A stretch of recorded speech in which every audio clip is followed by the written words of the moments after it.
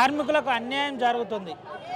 నూతన జీవోలు వచ్చిన ప్రభుత్వాలు నిర్మించే జీవోలను వెంటనే రద్దు చేయాలి, కార్మికుల సమస్యలు పరిష్కరించాలని ఈరోజు ఐక్య కార్యాచరణ ఆధ్వర్యంలో ఐక్య సంఘాల ఆధ్వర్యంలో నిరసన వ్యక్తం చేస్తున్న పరిస్థితి, ర్యాలీలు తీస్తున్న పరిస్థితి. ఇప్పటికే మైన్ల మీద సమ్మె విజయవంతంగా కొనసాగుతున్న పరిస్థితి. మనతో పాటు విప్లవ పార్టీల నాయకులు ఉన్నారు, ఒకసారి మాట్లాడిద్దాం. ఏంటి ఈరోజు కేంద్ర ప్రభుత్వానికి వ్యతిరేకంగా ఇవాళ 44 కార్మిక చట్టాలను 4 కోళ్ళ విభజించడాన్ని వ్యతిరేకిస్తూ ఈరోజు నిరసన కార్యక్రమం దేశవ్యాప్తంగా సార్వత్రిక కార్మిక సంఘాలు వామపక్ష పార్టీల ఆధ్వర్యంలో నిర్వహిస్తూ ఉన్నాం.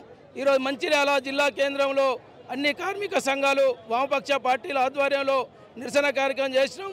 ఏదైతే ఇలా బీజేపీ నరేంద్ర మోడీ కేంద్ర ప్రభుత్వం ఇలా కార్మిక చట్టాలు లేకుండా, ఇలా కనీస వేతనాలు లేకుండా, ఇలా మినిమం వేజెస్ లేకుండా, ఇలా ఉద్యోగ భద్రత లేకుండా, ఇలా కార్మిక హక్కులను కాలరాసే విధంగా ఇలా ఏదైతే పోరాటం చేసి ఇలా 444 కార్మిక చట్టాలను సాధించుకుంటే ఈరోజు కార్పొరేట్ శక్తులకు అనుకూలంగా ఉన్నటువంటి చట్టాలు 4 కోళ్ళుగా తీసుకొచ్చి ఇలా కార్మిక వర్గం మీద చేయడం అనేది జరుగుతూ ఉంది. దానిని వెంటనే రద్దు చేయాలని చెప్పి ఈరోజు దేశవ్యాప్తంగా సార్వత్రిక సమ్మె చేస్తూ ఉన్నాం. ఈ యొక్క సార్వత్రిక సమ్మెలో ఇలా అన్ని వర్గాల ప్రజలు కార్మికులు పాల్గొనడం జరిగింది. ఈ యొక్క కార్మిక వర్గానికి అందరికీ కూడా భారత కమ్యూనిస్టు పార్టీ మంచిర్యాల జిల్లా సమితి పక్షాన అభివందనలు తెలియజేస్తూ ఉన్నాం. ఇది పరిస్థితి. కార్మికుల హక్కులు కాలరాసే ప్రయత్నం జరుగుతుందని చెప్తున్నాం. ఈరోజు దేశంలో బీజేపీ ప్రభుత్వం మూడోసారి గద్దెనెక్కి కూర్చుంది. ఈరోజు దేశవ్యాప్తంగా కార్మిక రంగం తన హక్కుల కోసం కొట్లాడి సాధించుకునే ఏదైతే 44 చట్టాలు ఉన్నాయో ఆ చట్టాలను 4 కోళ్లుగా మార్చి ఈరోజు కార్మిక రంగాన్ని మరొకసారి మైమర్చి కట్టుబానిసలుగా మార్చడానికి ఈరోజు బీజేపీ ప్రభుత్వం చేస్తూ ఉంది. బీజేపీ ప్రభుత్వానికి వ్యతిరేకంగా ఏదైతే 4 కోళ్లు తీసుకొచ్చో ఆ 4 కోళ్లకు వ్యతిరేకంగా ఈరోజు దేశవ్యాప్త పిలుపులో భాగంగా మంచిర్యాల పట్టణంలో ఈరోజు సమ్మె విజయవంతంగా జరిగింది. ఈ సమ్మెలో పాల్గొన్న ప్రతి ఒక్కరికి పేరు పేరున జేజేలు తెలుపుతా ఉన్నాం. ఐఎఫ్టీయూగా, సిపిఎంఎల్, న్యూ డెమోక్రసీగా. ఎందుకంటున్నామంటే దేశవ్యాప్తంగా ఈరోజు కార్మిక రంగంలో పనిచేస్తున్న అనేక మంది కార్మికులు ఈరోజు కట్టి బానిసలుగా మార్చడానికి బీజేపీ ప్రభుత్వం పూనుకుంటా ఉంది. ఈరోజు బీజేపీ ప్రభుత్వం ఏదైతే బడా కంపెనీలకు, ఏదైతే ఆదాని, అంబానీ లాంటి కంపెనీలకు మాత్రమే ఊడిగం చేసే విధంగా బీజేపీ ప్రభుత్వం ముందుకు వస్తూ ఉంది. అంతేకాదు దేశంలో ఉన్న ప్రభుత్వ రంగ సంస్థలన్నింటినీ కూడా ప్రైవేట్ పరం చేసి ప్రైవేట్ వాళ్ళకి అప్పచెప్పాలనే ఏకైక లక్ష్యంతోనే బీజేపీ ప్రభుత్వం ముందుకు వస్తూ ఉంది. తక్షణమే బీజేపీ ప్రభుత్వం తీసుకొస్తున్న ఏదైతే నల్ల చట్టాలు ఉన్నాయో, ఏదైతే కార్మిక వ్యతిరేక చట్టాలు ఉన్నాయో వాటిని వెంటనే వెనక్కి తీసుకోవాలి. లేని ఏడలా ఖచ్చితంగా వామపక్ష పార్టీలుగా, కార్మిక సంఘాలుగా, రైతు సంఘాలుగా, విద్యార్థి యువజన సంఘాలుగా, అనేక సంఘాలుగా ఈ బీజేపీ ప్రభుత్వం మీద ఒత్తిడి చేయాల్సిన బాధ్యత కూడా ఉంది. బీజేపీ ప్రభుత్వాన్ని గద్దెదించాల్సిన బాధ్యత కూడా ఉంది. తక్షణమే బీజేపీ ప్రభుత్వం ఆలోచనను వెంటనే ఉపసంహరించుకోవాలి, విరమించుకోవాలనే ఉద్దేశంతో ఈరోజు సమ్మె చేస్తున్నాం. ఈ సమ్మెకు ఐఎఫ్టీయూ అదేవిధంగా సిపిఎంఎల్, న్యూ డెమోక్రసీ కూడా సంపూర్ణ మద్దతు తెలుస్తూ ఈ సమ్మెలో పాల్గొన్న కార్మికులందరికీ కూడా విప్లవ జయజయలు తెలుపుతా ఉంది. ఇది పరిస్థితి. 44 చట్టాలు 4 కోడ్లు ఏర్పాటు చేశారు. 44 కార్మిక చట్టాలని 4 కోళ్లుగా విభజించడాన్ని వ్యతిరేకిస్తూ దేశవ్యాప్తంగా ఈరోజు సమ్మె జరుగుతూ ఉంది. సమ్మెలో పాల్గొన్నటువంటి అశేష కార్మిక వర్గానికి కూడా విప్లవ జయజయలు తెలియజేస్తూ ఉన్నాం. ఈరోజు దేశంలో ఉన్నటువంటి సహజ సంపదలన్నింటినీ కూడా కార్పొరేట్ శక్తులకు అప్పచెప్పుకోవడం కోసం మాత్రమే ఈరోజు 44 కార్మిక చట్టాలు రద్దు అంటా ఉన్నాం. మేము అనడమే కాదు, ఈ దేశానికి ప్రాతినిధ్యం వహిస్తున్నటువంటి ఆర్థిక శాఖ మంత్రి, బీజేపీ ప్రతినిధి నిర్మలా సీతారామన్ పార్లమెంట్లో బాహటంగా ప్రకటించింది. పరిశ్రమలు నడపడం మా బాధ్యత కాదు, మా డ్యూటీ కాదన్నది. పరిశ్రమలు ప్రభుత్వాలు నడపకపోతే ఈ దేశంలో నిరుద్యోగం ఎట్లా రూపుమాపుతుంది? పరిశ్రమలు లేకపోతే ఈ దేశానికి ఆర్థిక వనరులు ఎక్కడ సమకూర్చుతాయి? పరిశ్రమలు లేకపోతే ఈ పరిశ్రమల్ని ఎవరికి అప్పచెప్పాలి?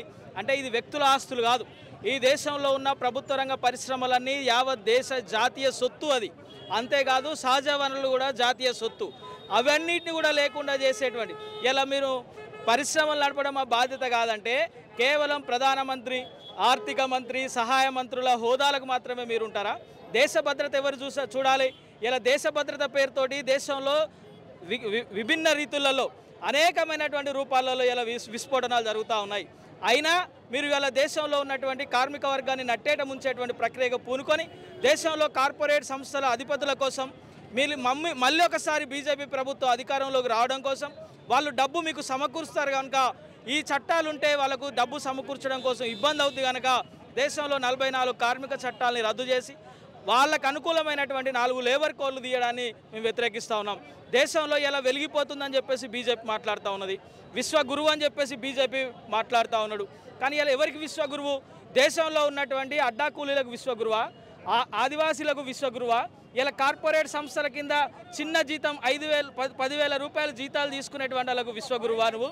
దేశంలో సమాన పనికి సమాన వేతనం ఇవ్వాల్సినటువంటి బాధ్యత నీపైన ఉన్నప్పటికీ కూడా ఇలా కనీస వేతనాలు అమలు చేయవు, సమాన పనికి సమాన వేతనాలు ఇవ్వవు, ప్రైవేట్ మొత్తం భాగస్వామ్యం అంతా తీసుకుపోయి ప్రైవేట్ శక్తులకు అప్పచెప్తావు.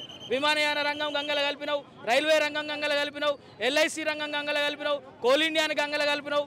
ఇలా బీజేపీ ప్రభుత్వం మేము అడుగుతా ఉన్నాం కార్మిక సంఘాలుగా, ఇలా దేశంలో ఉన్నటువంటి చట్టాల మార్పు అనేటువంటిది ఎవరి కోసం, ఎవరి ప్రయోజనాల కోసం? కార్పొరేట్ గుత్త పెట్టుబడిదారులకు, వ్యాపార వర్గాలకు వారి వ్యాపారాన్ని సులభతరం చేసుకోవడం కోసం మాత్రమే 44 కార్మిక చట్టాలు రద్దు చేసి 4 కోడ్లు విభజించడం. దీన్ని వెంటనే వెనక్కి తీసుకొని 44 కార్మిక చట్టాలను యథావిధిగా కొనసాగించాలని ఏఐటీసీగా, సిపిఐగా కేంద్ర ప్రభుత్వాన్ని డిమాండ్ చేస్తా ఉన్నాం. ఇది పరిస్థితి. 44 చట్టాలను వెనక్కి తీసుకోవడానికి ఈ దేశంలో ఉన్న సహజ సంపదని దోచుకోవడం కోసం మాత్రమే ఈ లేబర్ కోడ్ చట్టాలని మార్చడం అనేది జరిగింది. ప్రధానంగా ఈ దేశంలో ఆదాని, అంబానీ కంపెనీలకు, అదేవిధంగా గుత్తా పెట్టుబడిదారీ సంస్థలకు ఈ దేశంలో ఉన్న సుమారు 370 ప్రభుత్వ రంగ సంస్థలను మినీరత్న, మహారత్న బిరుదులు పొందినటువంటి లక్షల కోట్ల రూపాయల సంపదను ఈ దేశానికి అందించేటటువంటి, లాభాలు ఆర్జించేటటువంటి సంస్థలను ఈ దేశ ప్రభుత్వం మొత్తం కూడా బీజేపీ ప్రభుత్వము కంపెనీలకు, ఇతర కంపెనీలకు అమ్మడం వల్ల అందుట్లో పనిచేసే కార్మిక వర్గానికి ఎట్లాంటి హక్కులు లేకుండా చేయడం కోసం మాత్రమే ఈ 4 లేబర్ కోడ్లను తీసుకురావడం జరిగింది. ప్రపంచవ్యాప్తంగా 1986లో చికాగో నగరంలో పెద్ద ఎత్తున పోరాటం చేసి 8 గంటల పనిదినాన్ని సాధించుకున్న కార్మిక వర్గం ఇవాళ 12 గంటల పని విధానం చేయాల్సినటువంటి పరిస్థితికి నెట్టబడతా ఉంది. కనుక కార్మిక వర్గం తీవ్రంగా పోరాటాలు చేయాల్సినటువంటి అవసరం ఉంది. అదేవిధంగా ఈ దేశంలో ఉన్న 44 కార్మిక చట్టాలను యథావిధిగా కొనసాగించాలని నరేంద్ర మోడీ ప్రభుత్వం తీసుకొచ్చినటువంటి 4 కోడ్లను తక్షణమే రద్దు చేయాలని, లేకపోతే తీవ్రమైనటువంటి పోరాటాలు చేయాల్సి వస్తుందని చెప్పేసి ఈ సందర్భంగా ఐఎఫ్టీ నుంచి కేంద్ర ప్రభుత్వాన్ని డిమాండ్ చేస్తూ ఉన్నాం. ఎట్లా కొనసాగుతుంది? ఇప్పటికే మైన్ కూడా సంపూర్ణ బంద్కు పిలుపునిచ్చిన పరిస్థితి. కోల్ మైన్స్ కూడా కార్మికులు ఈరోజు సమ్మెలో పాల్గొన్న పరిస్థితి ఎట్లుంది? ఈరోజు కార్మిక వర్గం అంతా కూడా కార్మిక సంఘాలు ఇచ్చిన పిలుపులో భాగంగా సింగరేణి యాజమాన్యం ఎంత దుష్ప్రచారం చేసినప్పటికీ కూడా కార్మిక వర్గం ఇవాళ పూర్తిగా స్తంభించిపోయింది. లక్షల కోట్ల రూపాయల లాభాలను ఇవాళ సింగరేణి యాజమాన్యం కోల్పోయింది. ఈ కార్మిక చట్టాలను కార్మిక వర్గం అర్థం చేసుకున్నది. భవిష్యత్తులో ఉద్యోగాలు ఉండవు, పని గంటల పెంపు, ఇతర హక్కులు సౌకర్యాలన్నీ కోల్పోతున్నామని ఇవాళ పూర్తి స్థాయిలో సింగరేణి మొత్తం పరిసర ప్రాంతం అంతా బంద్లో ఉంది. ఇది పరిస్థితి. చెప్పండి. ఈ భూమిలో ఉన్న కనీస సంపద అంతా ప్రజలందరిది, కానీ ఎవరి దగ్గర ఉంటుంది? ఇది భూస్వాముల దగ్గర, పెట్టుబడిదారుల దగ్గర, రాజకీయ నాయకుల దగ్గర. ఈ గొప్ప కనీస సంపద అంతా మరి దోసుకోవటానికి మరి ప్రజా వ్యతిరేక చట్టాలు తీసుకొని వచ్చి కార్మికులను బిచ్చగాలను బానిసలుగా చేసుటానికి ఈ బీజేపీ ప్రభుత్వం కుట్రని మరి తిప్పికొట్టాలి. అంత కార్మికులందరూ మరి ఈ 4 లేబర్ కోడ్ను మరి రద్దు చేసేంతసేపు పోరాడతారని మరి మేము డిమాండ్ చేస్తున్నాం. మరి టీయూసీఐ పార్టీగా మేము డిమాండ్ చేస్తున్నాం. ఇది పరిస్థితి. అయితే చాలా స్పష్టంగా 4 కోడ్లు పాత 44 చట్టాలు, ఈ చట్టాలను రద్దు చేయడాన్ని మేము వ్యతిరేకిస్తున్నామని కార్మిక వర్గాలన్నీ కూడా ఈరోజు సమ్మెలో పాల్గొన్న పరిస్థితి. ప్రధానంగా ఇటు సింగరేణి వ్యాప్తంగా చూసుకున్నట్టు కనుకైతే గోలేటి, అదేవిధంగా బెల్లంపల్లి, శాంతిగని నుంచి శ్రీరాంపూర్ నుంచి RG3 వరకు ప్రశాంతంగా సమ్మె కొనసాగుతున్న పరిస్థితి. అయితే కార్మికులందరూ ఏకమయ్యారు. ఎన్ని దుష్ప్రచారాలు సింగరేణి చేసినా ఈసారి కార్మిక సంఘాలు ఎక్కడ విచ్ఛిన్నం కాకుండా ఒక ఐక్యతతో ఉన్నారు. సంఘం ఈరోజు సమ్మె ఏదైతుందో సక్సెస్ఫుల్ కొనసాగుతుంది. ఈ సమ్మె ఇదే విధంగా ఉంటుందని ప్రధానంగా వామపక్ష పార్టీలతో పాటు పలు పక్ష నాయకులు, అదేవిధంగా పలు రాజకీయ పార్టీలు కూడా ఈ సమ్మెలో పాల్గొన్న పరిస్థితి. సుమంత్ అవినాయక్, RTV.